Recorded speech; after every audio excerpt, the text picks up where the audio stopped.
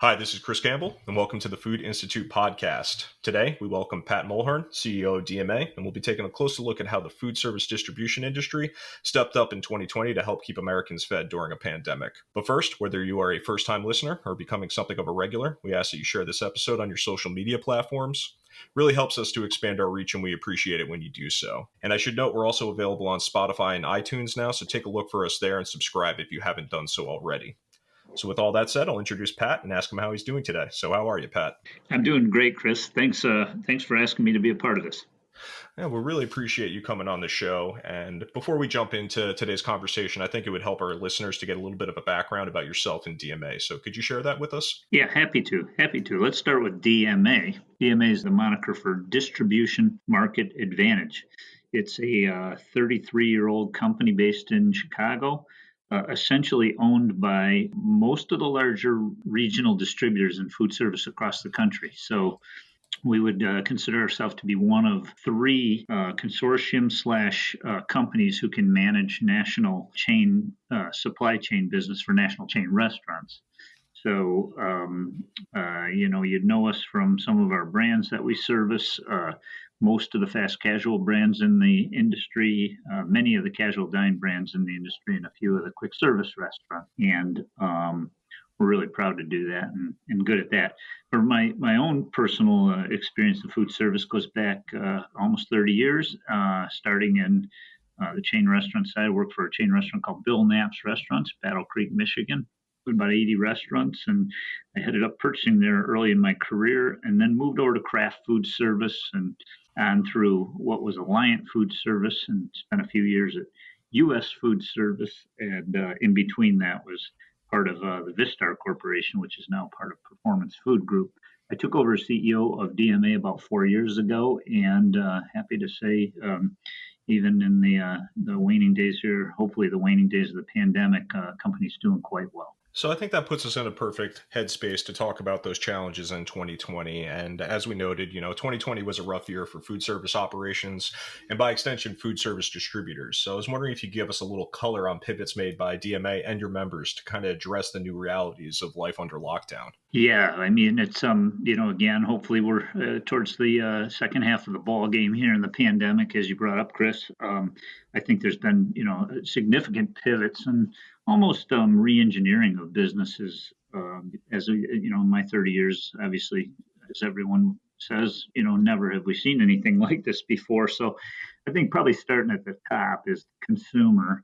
And over 30 years, the consumer has spent more than 50 cents on their dollar at restaurants. So restaurants, from let's call it 1975 till 2000, even 45, 50 years up till, 2021, the consumer of the restaurant looks at it as much different than they did years ago when restaurant eating was a night out or 2 nights out a week. You go out with your spouse or your partner and enjoy a meal and it's entertainment. I think it's become part of the fabric of how Americans eat. So I think what's happened in the pandemic is every restaurant in the country has had to pivot to figure out even how to, accelerate an already developing trend of food away from home to become survival. So for a restaurant, the pivot and to the consumer is getting that product to the consumer where the consumer's at.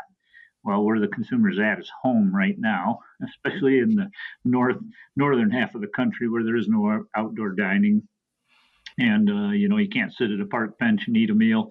So I think, finding ways to get food to the consumer at home has been, it's been a necessity for restaurants to meet the consumer need and also to keep themselves in business. So tremendous pivot to that. We can talk about some of the nuances underneath the menu itself and what kind of food travels and who's bringing the food to the consumer. Is it the restaurant or is it, third-party delivery services? But I'll answer your question about the pivot for distributors. Distributors, have always known that restaurants are their lifeblood. We don't exist without restaurants, hotels, golf courses, healthcare facilities who service food, schools. So, it's never been more obvious to a distributor now that without a customer base, you don't have a business. So I think distributors have really had to essentially try to keep their workforces healthy and employed, really probably take a fair amount of margin out of their business and preserve cash flow, because we are confident in distribution that this business will persevere. It's restaurant business is going to come back. It'll come back probably really robust, but different by sector. I want to temper that by saying not all sectors are going to come roaring back, but the pivots the distributors made have really been around, keeping inventory in stock, making sure that you get PPEs and packaging and the things that have become most important for restaurants, um, while helping restaurants skinny down their menus, skinny down their hours of operation, keep their workers safe. So, the pivots they're still going on, and I think the consumer's changing their behavior, and the distributor follows the restaurant operator who's in the middle. So I think the difference between going into the pandemic and coming out of it is overnight we saw the pandemic kind of shut down restaurants pretty quickly and pretty efficiently, right? So across the nation, people weren't able to go out to their favorite restaurant. But the paradox there is on the other side, as we reopen, it seems to be going a little bit slower. So as you said there, food service distribution companies and just food service companies in general are slowly pivoting and continue to pivot. So I'm wondering, what other changes do you think food service distributors could make to kind of better serve their clients going forward? What kind of key learnings did you take from the pandemic, and how can you apply that as we start reopening and even into the post-pandemic era? Well, I think flexibility, number one, is key. So, a whole bunch of ingrained habits around how we manage our credit, how we manage our inventory, how we manage our order entry systems that have been built over years and years and years and years. They all became somewhat, in question due to the pandemic. As you said, the shutdown happened so fast. 1 year into this pandemic, but I remember 1 year ago as like it was yesterday, and I'm sure all restaurant operators and distributors do. It happened very fast, and we were not prepared, obviously, for it. And so I think what's happened now is we've learned every Monday, every Friday to assess where we're at on Friday, where we started out Monday with regards to helping our customers. So what that, more specifically to your question, I think things like the supply chain itself, where are proteins coming from, and how are plants operating in terms of functionality, in the protein complex. Or if you look at the grocery products complex, in a lot of cases, those are most of the grocery producers who sell food service distributors and operators. They also have retail businesses which are doing relatively well for them. So, we've got pivots in the supply chain where some manufacturers are making more retail products in their plants than they were a year ago, or a week ago, or a month ago. So, I'm having to react to that supply chain. Then you take international stuff, things we import, and quite frankly, if you boil down the PPE components of what restaurants need to stay safe, what distributors need to stay safe and keep their workers safe, many of those products are imported. So, not only do you have the interruption of the flow of goods, you also have, worker safety in other countries where you're producing products. You've got, slowdowns at our borders. You got costs and a bit of inflation creeping in. So I think thinking, you can't think 6 or 12 months ahead anymore. You have to think, 3 weeks ahead or 2 weeks ahead. So I definitely there's more urgency about the business day to day. And, I say that. And the other big change I'd say we've learned is how strong the restaurant industry is. So, if we'd have looked at this pandemic and said, how many restaurants will close if there is a pandemic? And what's the consumer going to do about eating food when restaurant dining rooms are closed in, half to 2/3 of the country? I think we all would have said that it's catastrophic. Well, while it has been, really, really, tremendous, step down for the restaurant industry has really been resilient through this. The fact that some brands and some restaurants are actually selling more than they sold before the pandemic is a tribute to two things. One, the consumer wants to eat out, and two, restaurants are able to pivot quickly. And, we as distributors have to be right there with the restaurant doing that. So you brought up some of the pain points of 2020 right there, and I think that was also felt on a personal level by many Americans. specifically with the coronavirus related deaths, but also job losses. It wasn't a very easy year for the world. And I was just wondering, what efforts did DMA and its members engage in to try to help American citizens during this really trying time? Yeah, it's I think I'll speak to our members. So, just to make it a little easier to understand, if you think about a Gordon Food Service or a Benny Keith distribution company based in Texas and, all over the South and Southwest, you think about Nicholas and Company or Shamrock Foods, who cover most of all of the West. Each and every one of those companies who are members of DMA have had regional, stoppages, regional and state and local, pandemic governing regulations to navigate around and through. And I would say that, without fail, those distributors have become, more a part of their operators' business. So, in a lot of cases, our sales forces are still seeing those customers face to face. So, and when they're doing that, a lot of times it's helping respond to that day's need for that customer, personally. So instead of sending out emergency supplies the next day or getting something to somebody who needs to keep their restaurant open, overnight, they're actually doing it the same day. So I think we've become, much more a resource of the restaurant, and I want to say the hotel and the school and the nursing home, the facilities we service, food service, we've become, much more a part of, their business in a real way, kind of almost old school, the way things were done in the probably 50s, 60s, and 70s. We've had to return to a lot of that basic route to support our customers. Definitely, we've been, and especially early on in the pandemic, very mindful of cash flow, and we still are for our restaurant operators. Most restaurant operators have, we extend credit to. Everyone knows that distributors extend credit to their customers, and I think we've probably been as lenient as we can be. And when I say that, distributors are also on, very tight credit terms with their suppliers too. So it's transferring the cash flow needs up and down the channel is very difficult when everybody's suffering in a pandemic. But I would say that, our members have been, they're local to their communities, and, they've been as good as they can be about that. And that's not easy to do. I think we are, in terms of inventory, just hustling to get inventory as our operators' menus change.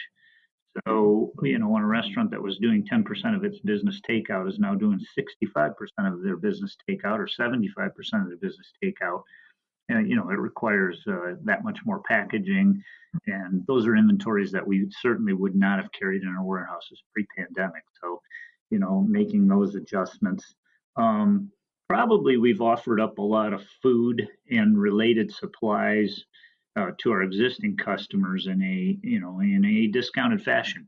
Early on in the pandemic, we had too much inventory and not enough business. So I think most every one of our distributors tried to, make sure that food didn't go bad, food didn't get spoiled. And, it started with helping customers who would, be open to buying a different menu item. And I will say that each and every one of our distributors has been terrific about supporting their local communities, whether it's, through shelters or soup kitchens, pantries, food banks. Every one of our distributors has done a terrific job in support of that. So, did any DMA members participate in the Farmers to Families Food Box program? Talking about these, efforts to help out the local community. I'm wondering if they had any of the government interaction there with that program, and if so, could you give a little color about that? Yeah, quite familiar with that program.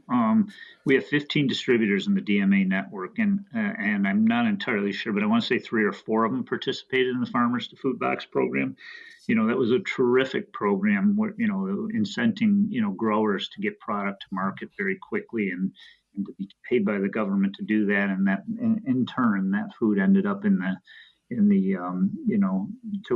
ended up feeding people in need and making sure that those experiencing food insecurity during the pandemic were getting access to healthy fruits and vegetables. So it was I wouldn't say it was certainly it helped us keep some employees employed in our distribution businesses early on, the 3 or 4 of them that took advantage of it. So, where our businesses had to get resized to meet, a smaller restaurant, hotel, hospitality, school industry.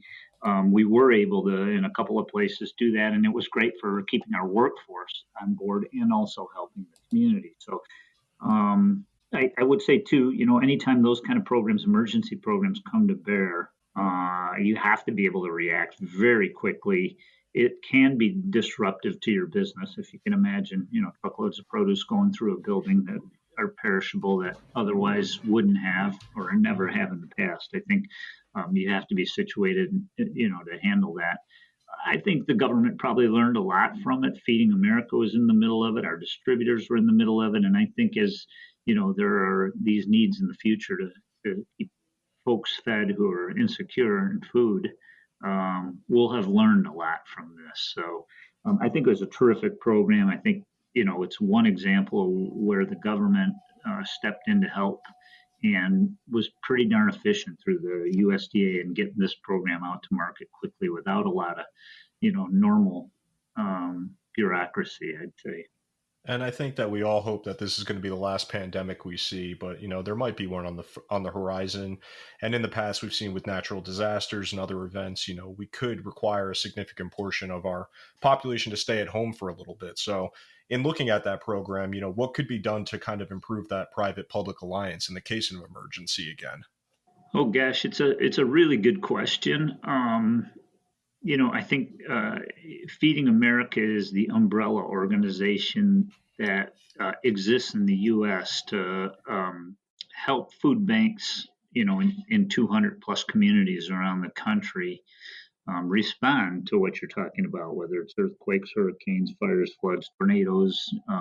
Pandemics, I guess, would be, the one that got added to the back end of all the things that Feeding America does so well. The trick is, we've never faced anything like this before. I think private and public, it's intriguing to think about what that combination can do in food and food rescue. I think probably since, hunger is all-time high across the country, people are really struggling, and we're nowhere near the end of that. People were struggling to eat going into the pandemic, and now with the pandemic, it's just accelerated the need to get, communities of need taken better care of. I believe Feeding America could have a leading role in this. I believe distributors could have a leading role in it. One of the things that distributors have always done well is responded to crisis. We first of all, we have the infrastructure to do it. We have the coolers, the freezers, the trucks, the people. We're generally located within, with our 58 locations at DMA, we can get anywhere in the USA in a very short period of time. So the infrastructure is there to do it. I think the desire is there to do it.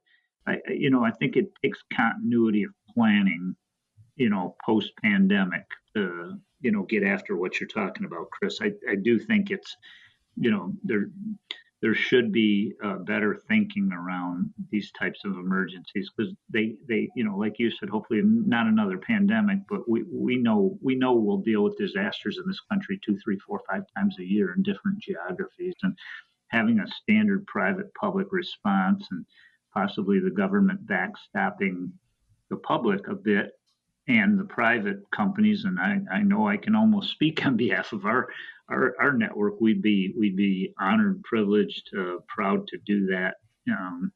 It's hard to plan for the unknown, but I do think disaster recovery is something distributors do in their normal course of business, and we just haven't done it on a scale like this before.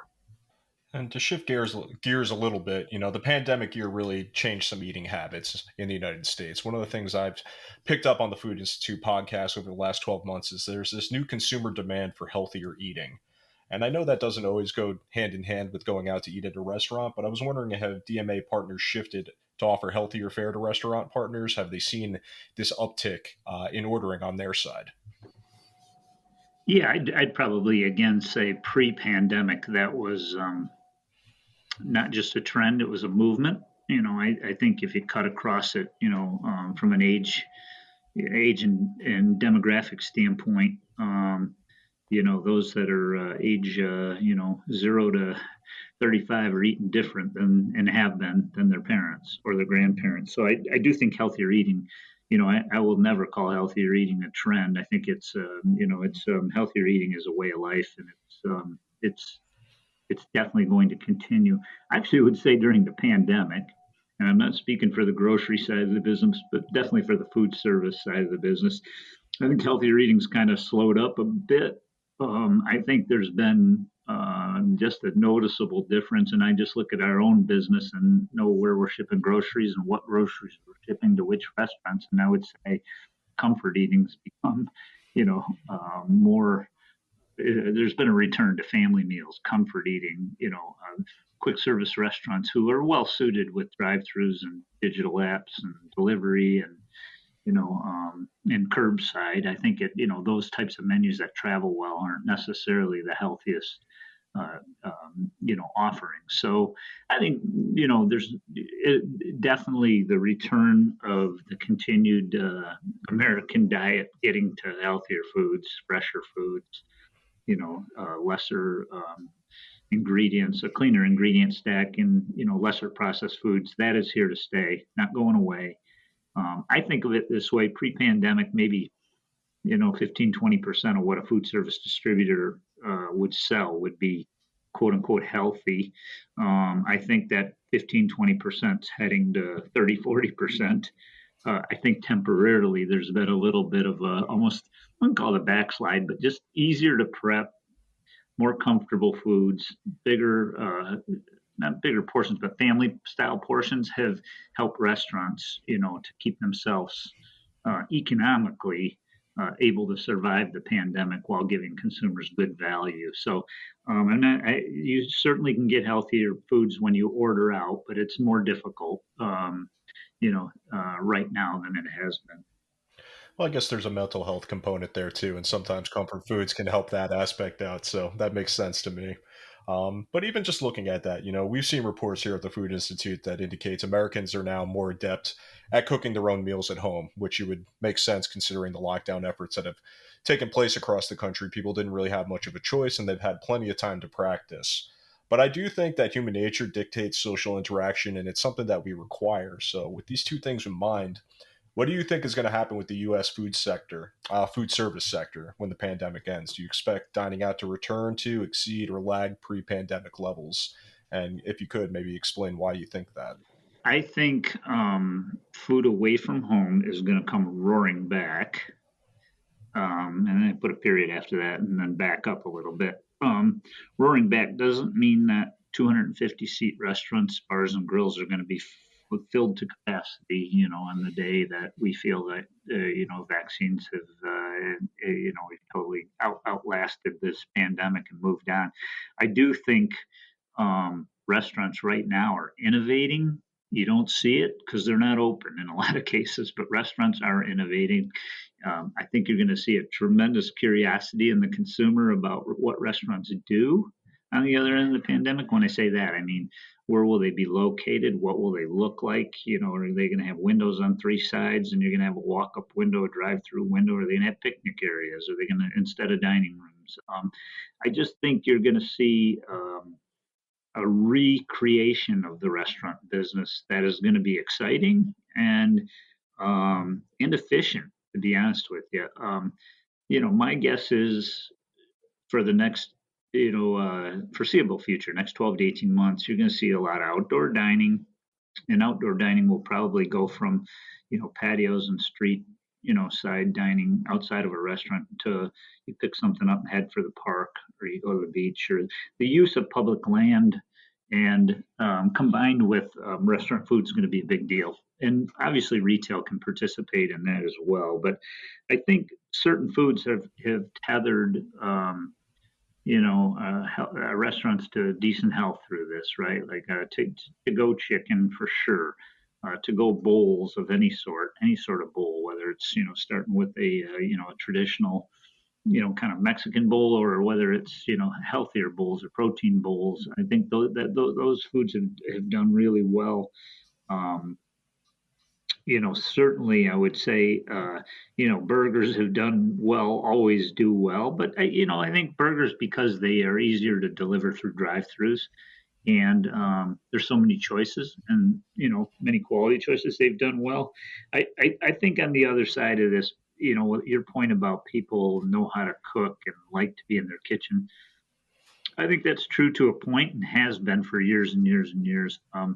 I actually think people are fatigued from cooking, fatigued from cleaning, fatigued from eating the same foods at home. They're missing what kitchens, professional chefs, restaurants can do to add flavors and change stuff up. I think the availability of fresh ingredients, and obviously in a restaurant, is so terrific that I think people are missing that. So, and the other thing I'd say, Chris, is for years, I believe it's Technomic has charted, food sales at home versus food sales away from home. And dating back to probably, say, 1980 or so, maybe even in the late 80s, early 90s, the retail business captured 50 cents of a dollar, 50, 55, at one point in time, almost 60 cents on a dollar for a consumer, and the other 40 to 50 cents went to food service. And that flipped around to where food service, actually going into the pandemic, was would capture more of a consumer's dollar than the grocery store. So what's happened in the pandemic is the grocery store has gained all that share back. And I do think restaurants, just due to their resiliency, their competitiveness, their flexibility, the great innovation that happens with restaurants, you're going to see restaurants come roaring back. Now, I want to say, bars and grills are going to have a tougher time. Big events in hotels and are going to have a tough time. Probably big casual dine, and I'm talking about 200, 250, 300 seat restaurants probably have a tougher time coming back. But I do think fast casual will roar back. Fast casual, think about, Chipotle, Panera, Noodles and Company, those types of brands, Potbelly. I think those types of brands are going to do terrific post-pandemic when people can go out, because you're able to get in, dart in, get a meal, get out, and go eat it, somewhere you feel safe. So I do think the first 12 months will be a lot around fast casual. The next 12 months will be around innovation, new stores, exciting, ways to get your food. And, I'm excited. I'm very excited about the industry. I think most people inside the restaurant industry and inside of food service distribution share the excitement. We're just getting impatient. I would have to agree. I'm very much looking forward to the time I can go out and enjoy, a meal with the family at a restaurant and feel safe. And, I think you're right on the money there that fast casual, fast food didn't really seem to have much of a dip during this, but I think it'll be a slow rollout and, people will start to get more comfortable in larger spaces and larger settings with more people as time goes on. In talking to you here, you said that the prospects of food service distribution are directly linked to food service operators. And hearing, what you've said about what you think is going to happen in the next 12 to 24 months, I have a pretty good idea of where you're going to go with this. But I just want to know, what do you think the prospects are for the food service distribution industry in 2021? I think the next, it's early February. I think the next 4 to 6 months are going to be a bit of a struggle for our operators and for distributors. We are getting healthier. I mean, slowly, a little bit each week. And when I say healthier, our sales our customer sales are returning. Therefore, ours are returning, a point or two percentage a week. So that allows us to bring back more workers. So I do think, we're gonna, and I speak for the distribution industry. I think we're gonna be just fine. I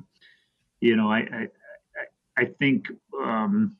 Channel wise, we believe in the channel. I think, food service distributors early in the pandemic did a lot of work with retailers and other channels. And, I think that was helpful for distributors to burn off inventory, helpful for retail operators and others to, buy good, high quality groceries that were very saleable, and move it through the channel. I think that was good for everybody. But I do see that, food service distributors, they may broaden the way they take products or offer products to restaurants, but I don't think it's going to be as much omnichannel as maybe at one point in time they thought, or that distributors thought, or maybe consultants would have said, distributors and retail distributors are going to be one and the same. I don't really see that. I think food service distributors are very specialized in what they do. They work different hours. They have different technology.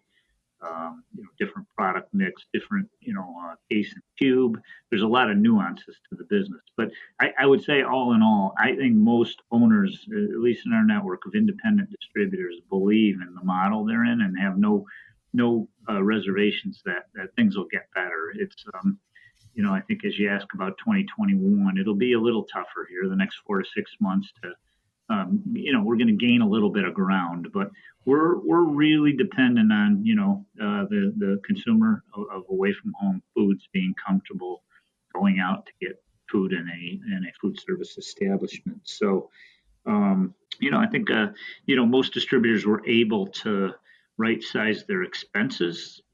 Really between, I would say, March of last year and probably September of last year. So that 6 month period, everybody in the distribution world sized themselves to survive and support their customers. And now we're all anxious to participate in the recovery.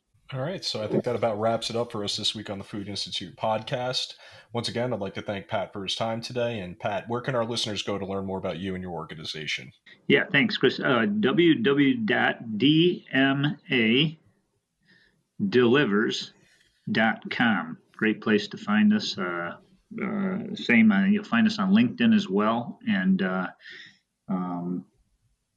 I would say to you, Chris, tell your listeners, keep eating out. It'll get better.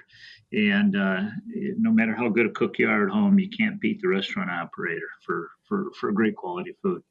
No, you cannot. And what we'll do is we'll share the links for your website and also your LinkedIn page in the description of this episode. So remember, if you're new to the Food Institute podcast, please follow, like, and share. If you'd like to learn more about the Food Institute, please take a look at the links in our description to learn more about us and what membership could do for you and your company. So until next time, this is Chris Campbell signing off.